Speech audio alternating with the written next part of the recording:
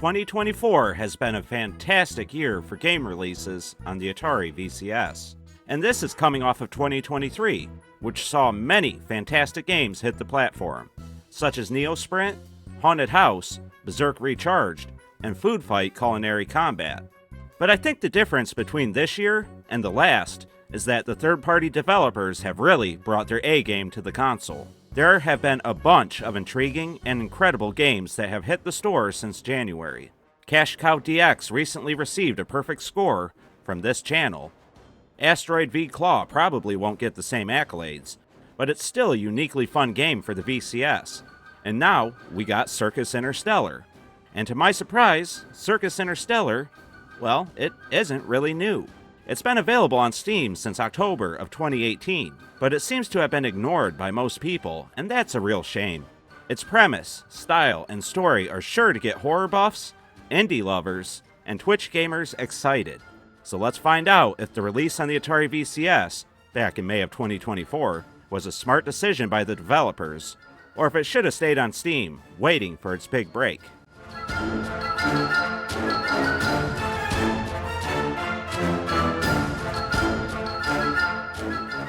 Circus Interstellar is equal parts Berserk and Smash TV, with a dash of Hotline Miami, and soaked in a zesty Killer Clowns from Outer Space sauce. Mix it all together and you have something really disturbing, fun, and intense to play on the Atari VCS. And there's not too much like it on the console. Circus Interstellar is two-dimensional, and the VCS has sprite-based games galore, but it's the style and premise that really sets Circus Interstellar apart. If you're looking at the video of the game, and you're thinking how cool this whole thing looks, then I have good news, it's probably for you. But it might not control how you expect, or at least it didn't control the way I expected. This game screams twin-stick shooter to me, but it isn't. And this actually turns out to be a good thing, because the controls still work really well, and the way it's set up allows for the classic controller to be used along with the modern controller. So what do I mean?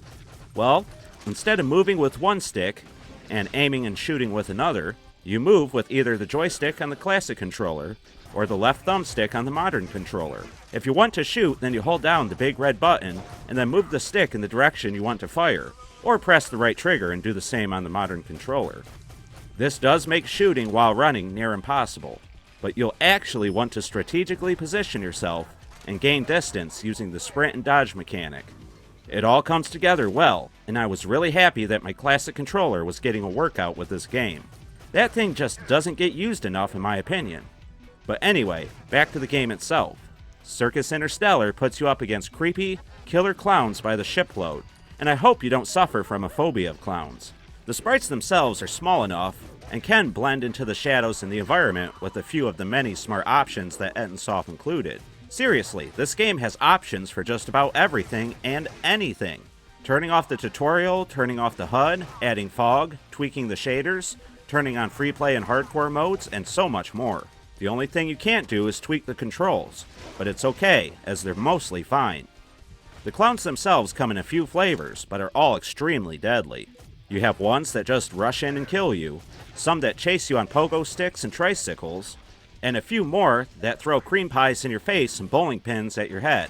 And there's nothing worse than getting blown in the head and then a cream pie in the face. Trust me.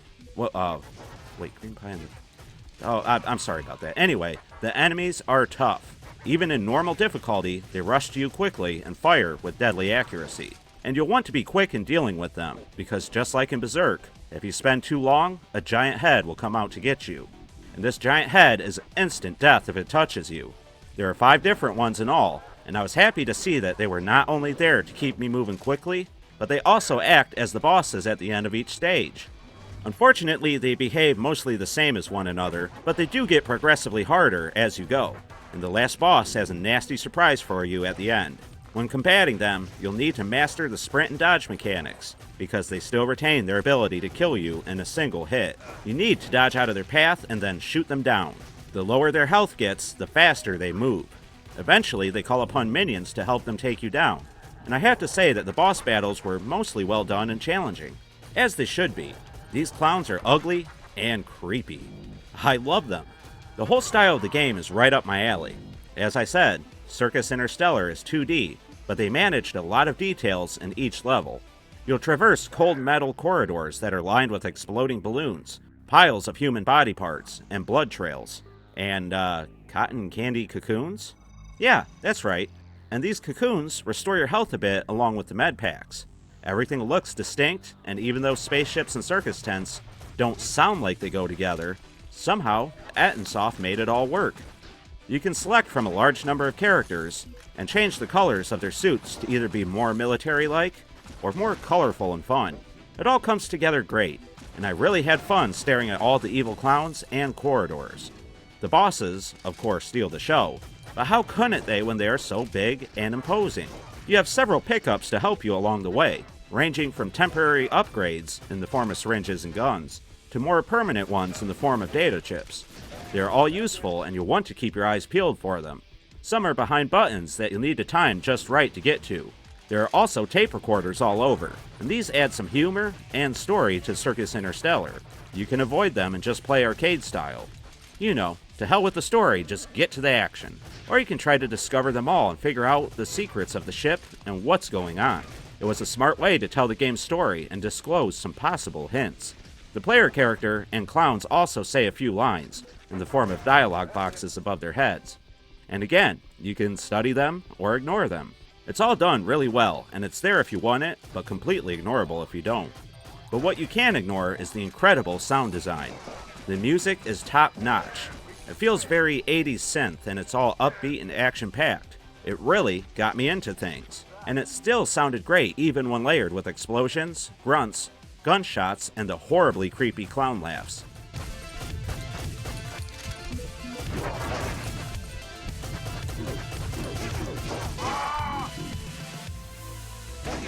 Once again, Ettinsoft nailed the sound and atmosphere of this game.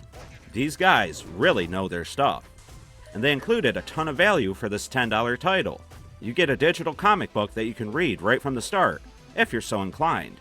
You can also unlock cheats, achievements, and register high scores. Add in a ton of difficulty modes and multiplayer, and you have a game that could keep you busy all summer long. In case you can't tell, I really like Circus Interstellar. I think it's a fantastic game, especially for the VCS. But it's not perfect, and there are some things that I need to point out, if you plan on jumping in. First off, I want to clarify again that you cannot adjust the controls in any way. I always hate it when games don't allow people to customize the button layout. But, once again, I have to mention that it controls fine as is. The difficulty is also really high, even on the standard setting.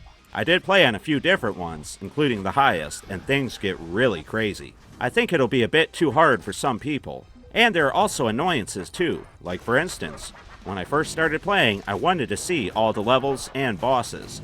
Luckily, you can pick up from where you left off in order to clear and unlock everything, which is cool, but if you should die and select continue, well, then you're forced to start from Act 1. I wish there was an option to start from the beginning of the level you were already on. And this really isn't an issue later on, because you're likely to come back and try to beat the game in one go. But initially, well, it's a real annoyance. But my biggest gripe is the complete lack of online accessibility. Multiplayer is all local, and really that's fine. But the high score tables are all local too. You can't compare your scores to other players around the world. I find this unacceptable. I want to know how I compare to Uncle Flip, Dad, and Funkmaster V.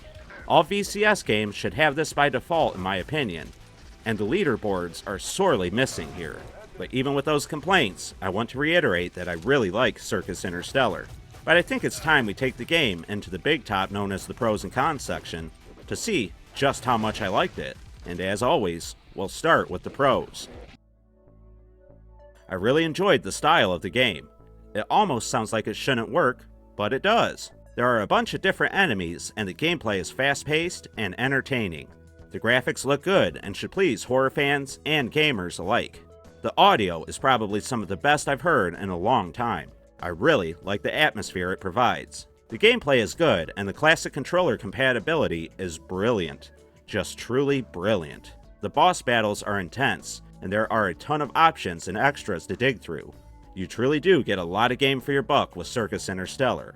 But as I said before, it's not all good, so we have to hit on a few cons. First, there is no online multiplayer or leaderboards.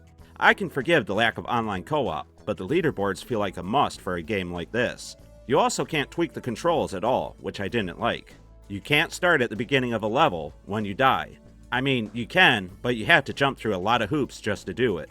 There should have been an option to do so at the continue screen. Instead, you always continue from Act 1. And finally, this game is difficult. Even on the standard setting, you have to be ready to put up a fight. So with all that said, I think it's fair to give Circus Interstellar for the Atari VCS 4 classic controllers out of 5. There is a lot to like here, and it's all really well done. The game itself really stands out in the Atari VCS, and I think it's a game that the console needed. Hopefully, this will help bring attention to the excellent work of Ettinsoft. These guys have some real talent, and even if you don't have a VCS, please check this game out on Steam. We need to support talented indie devs like this one. Also, I didn't get to experience the multiplayer at all, as I didn't have anybody willing to play with me, so keep that in mind too. That alone could make this a 5 out of 5 experience. But unfortunately, I just can't comment on it. But now I want to hear from all of you. What do you think of Circus Interstellar? Is it something that you think you'll enjoy? Have you tried it? If so, what do you think of the game? Was I too kind to it, or maybe I was a bit too harsh? Let me know all this and more in the comments down below. And please, leave a like and subscribe if you haven't. I upload 2 videos a week, so hit the bell icon to be notified whenever I upload. I would also like to take this opportunity to thank the following classy Atarians for supporting the Atari Network. You can too over at patreon.com/7800progamer, or you can even grab a YouTube membership if you like. Either way, you get access to the same extra content, and you get a shout out at the end of every video. So thank you to my own Celestial, OG Hugo, Head Trauma Bob, Jolt 7800, Ball Gobbler, Socrates 63, Fens the Spook, Mr. Shua TV, and Jeremiah Thomas. You all rock. But with all that said, it's time for me to wrap things up before the clowns come back.